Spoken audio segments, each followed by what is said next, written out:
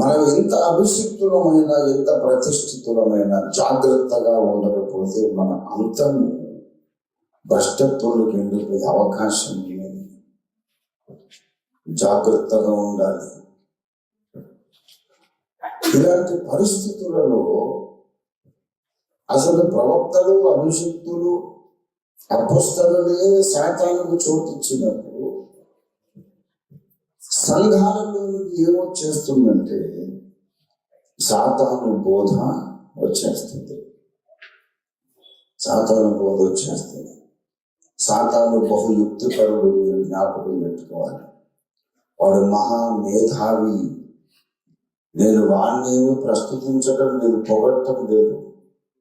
కానీ మన శత్రువు మనకంటే చురుకైన వాడు, బలవంతుడని జ్ఞాపకం చేస్తున్నాను, హెచ్చరిక పొందడానికి. ఎటువంటి వాడైనా వాడు మెల్లగా దారి తప్పించడానికి ప్రయత్నం చేస్తాడు. నీ మీద గురిపెట్టాడు అనుకోండి, నేను మెల్లిగా రక్షణ మార్గం నుండి, భక్తి మార్గం నుండి, నీతి మార్గం నుండి పక్కకు తొలగించడానికి విశ్వ ప్రయత్నం చేస్తాడు. ఒక ప్రయత్నం చేస్తాడు, నువ్వు వినలేదనుకోండి, కొన్నాళ్ళు గ్యాప్ ఇచ్చి మళ్ళీ వస్తాడు. వాడు వెళ్ళిపోయేట్టుగా రాడు, శాశ్వతంగా వెళ్ళిపోయాడు అనే భ్రమలో ఉంటావు. నువ్వు వెళ్ళినట్టు వెళ్ళి కొన్నాళ్ళు అయ్యాక మళ్ళీ వస్తాడు. ఇంకో యాంగిల్లో కొడతాడు. ఇంకో ఆర్థిక ఇబ్బంది, భార్యతో ఇబ్బంది, లేక భర్తతో, పిల్లల ద్వారా, లేకపోతే ఇంకోటి వాడి దగ్గర ఎన్నో అగ్ని బాణాలు ఉన్నాయి. నువ్వు బాణం వేస్తాడు, నువ్వు లొంగకపోతే సరే ఇప్పటికి వదిలేద్దామని వెళ్ళి మళ్ళీ కొన్నాళ్ళు అయ్యాక వస్తాడు. నీ మీద టార్గెట్ పెట్టాడండి. నేను భ్రష్టురాన్ని చేసేదాకా వాడు మళ్ళీ కొడతాను అంటాడు. అలాగే జరగొట్టాడు వీళ్ళందరినీ. బిలాము మొదటిసారి వచ్చినప్పుడు నేను మీకు సహకరించాలని చెప్పాడు లేదా?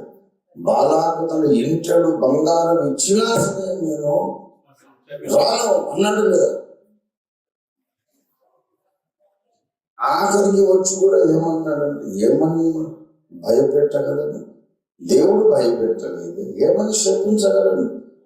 దేవుడు శపించలేదు. యోధాలో రాజదండం ఉన్నది అని అద్భుత ప్రవచనం చెప్పాడు. అక్కడ ఆగినా బాగుండేది. కానీ దుష్టుడు మళ్ళీ ప్రయత్నం చేసి ఎన్ని చర్చలు జరిగినవి, ఎన్ని విధాలుగా ఒప్పించాడు, ఎన్ని విధాలుగా ఎలా చేశాడో నాకు తెలుసు. అవన్నీ చెప్పడం ఇప్పుడు బాగుండదు. ఏదో విధంగా అతని మైండ్ను బెండ్ చేస్తాడన్నమాట. ఒక అల్యూమినియం పుల్ల ఉందనుకోండి, అల్యూమినియం రాడు ఇట్లాంటి ఊరికనే వంగిపోతుంది. కానీ ఒక రైలు పట్టాలు ఉందనుకోండి, దాన్ని మీరు ఉంచగలరా? మనం ఉంచలేము కదా. కానీ దాన్ని కూడా ఉంచాలంటే దానికి తగినటువంటి ఫైర్లో పెడతాను, దానికి వేరే మెషిన్ ఉంటుంది, వంగిపోతుంది. అది కనుక బలహీనులు తొందరగా లొంగిపోతారు. బలవంతుడైతే రైలు పట్టాలను కూడా వంగదీయగలిగినటువంటి యంత్రానికి మాట దగ్గర ఒక ప్రెషర్లో, ఒక హీట్లో ఎంత బలమైన ఉక్కు రాడ్ వంగుతుంది. కాబట్టి మనకు దేవుని కాపుదల కావాలి. మహోన్నతుని చాటున నివసించాలి. సర్వశక్తుని రెక్కల నీడలో అనుదినం మనం ఆశ్రయం పొందాలి. ప్రభువా, నా సొంత బలంతో నేను జయం పొందలేను, నా జ్ఞానంతో నేను జయం పొందలేను. వాడు నాకంటే బలవంతుడు, కానీ నువ్వు వాడికంటే బలవంతుడు. నీ రెక్కల నీడలోకి వస్తున్నానని ప్రతి దినము దేవుని ఆశ్రయిస్తే తప్ప మన అంచెదశ, నీతిమంతుల అంచెదశలో ఉండదు. మనందరికీ ఆ ఆశ ఉన్నది. మన అంచెదశ నీతిమంతుల అంచెదశలాగా ఉండాలి. వీలైతే ఎత్తబడాలి, రాకడలో ఎత్తబడాలి. మనం ఒకవేళ మరణమే కనుక దేవుడు మనకు రాసి పెడితే మనం సోదగాడిగా మరణించొద్దు. మనం మోసేలాగా దేవుని స్తుతిస్తూ వెళ్ళిపోవాలి, దావీదులా వెళ్ళిపోవాలి.